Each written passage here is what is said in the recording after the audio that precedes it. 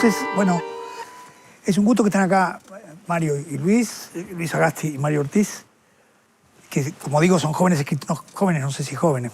Todos me parecen jóvenes a mí, todos, no, les aviso que todos a mí me parecen jóvenes, así que por ese lado quédense tranquilos, ¿no?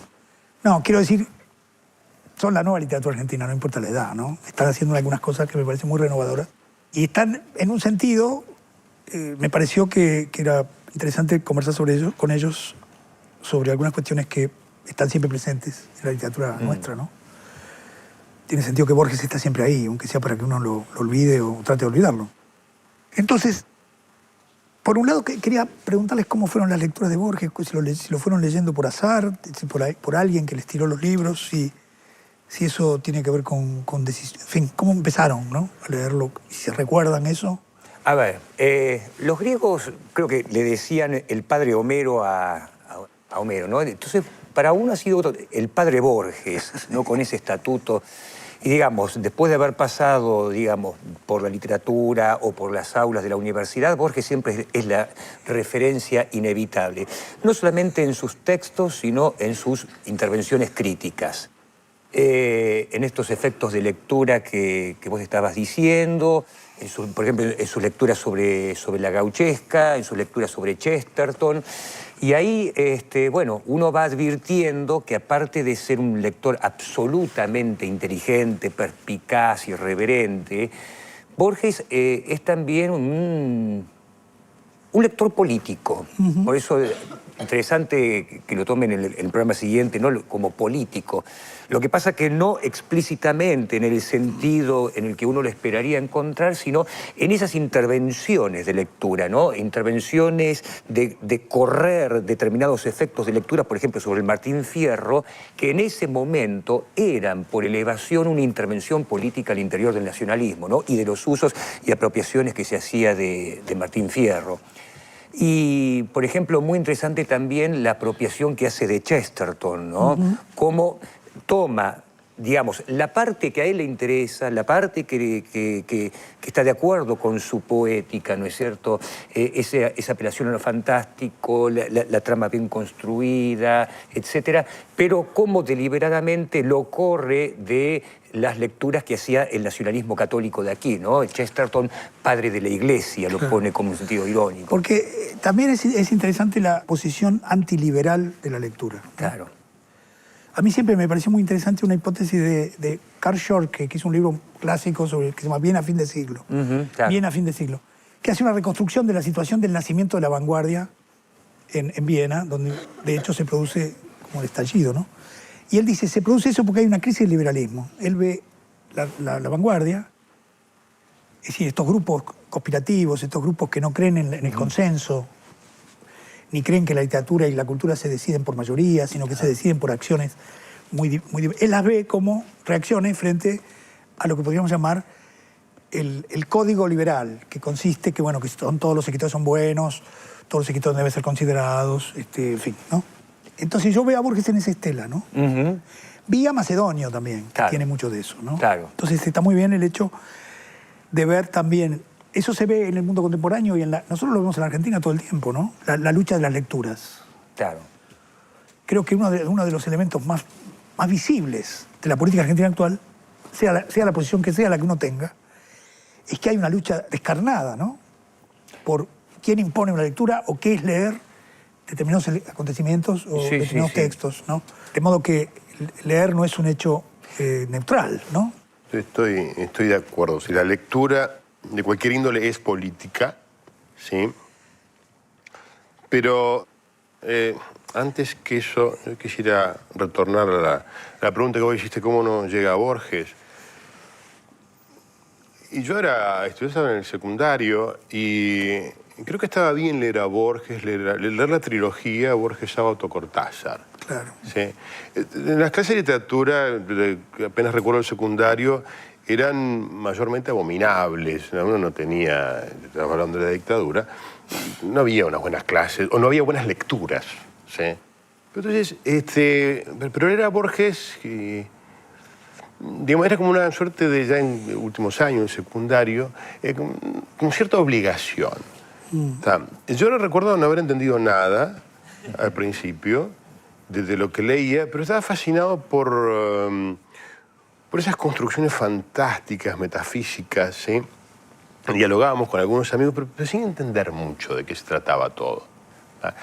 Yo luego, ya de grande, creo que tampoco sigo entendiendo mucho. Por eso vengo a este programa. Porque en este programa nosotros, fíjate vos, viniste al programa justo, ¿no? Porque nosotros acá nos preguntamos qué quiere decir entender un relato, ¿no? Claro. Entender un relato no es lo mismo que entender un concepto. Claro. Yo creo que lo más interesante... Entonces, a veces uno dice entender un relato, y el problema no es entender un relato. ¿Qué habría que entender en un relato? Claro. ¿No? Muy por el contrario, yo creo que cuando no se comprenden del todo, es decir, cuando queda una zona elusiva, quedan ciertos meandros en donde uno no puede seguir mucho, creo que ahí se enriquecen.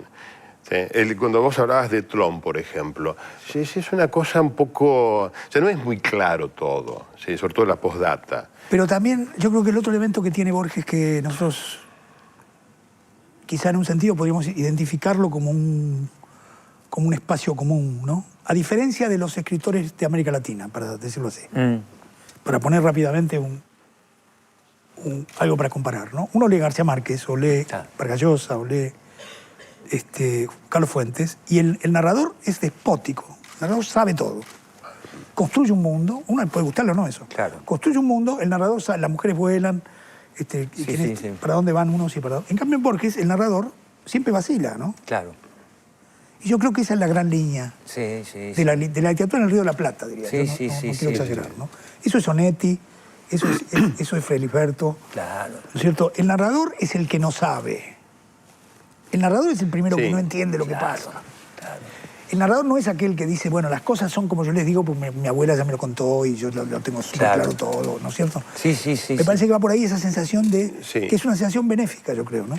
Justamente sobre eso, en relación a los libros recientes de Luis y de Mario, ¿no? Bellas Artes, ¿no? Y Cuadernos de Lengua y Literatura, que así se llaman una serie de libros que está publicando Mario Ortiz, ¿no? Y ahí hay un comienzo muy que me encantó en el libro de Luis sobre la cuestión del complot y de la conspiración. Y entonces quería una observación nomás sobre eso.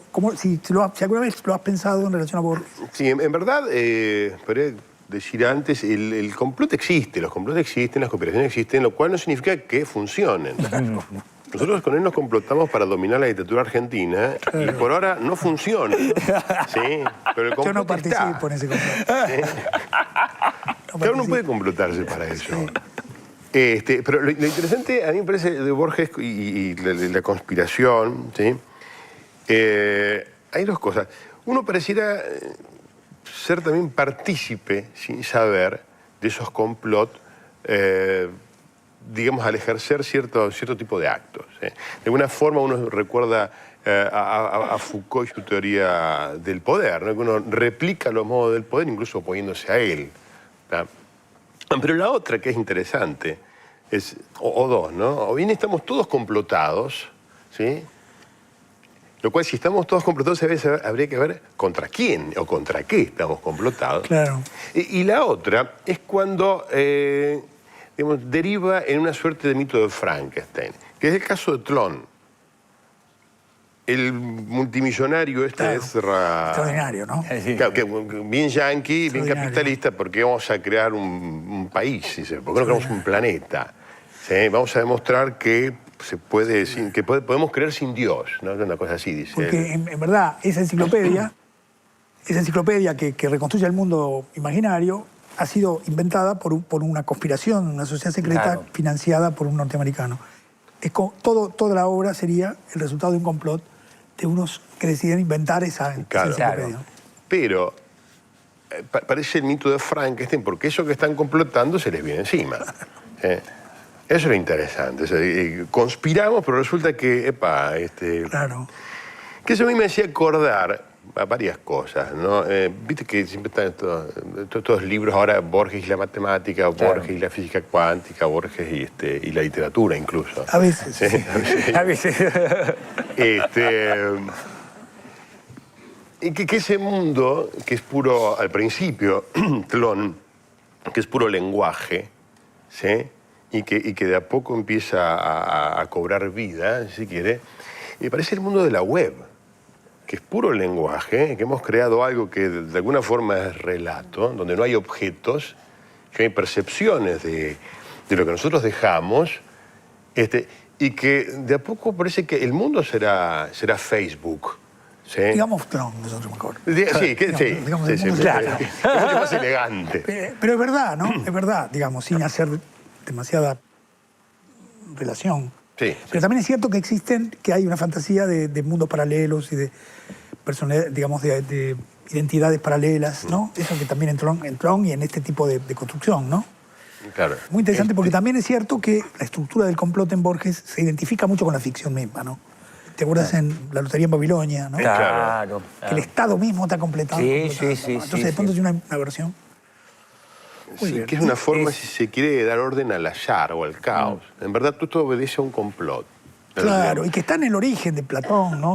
¿Te acuerdas que en la República él dice, bueno, vamos a manejar un poco esta situación? Sí.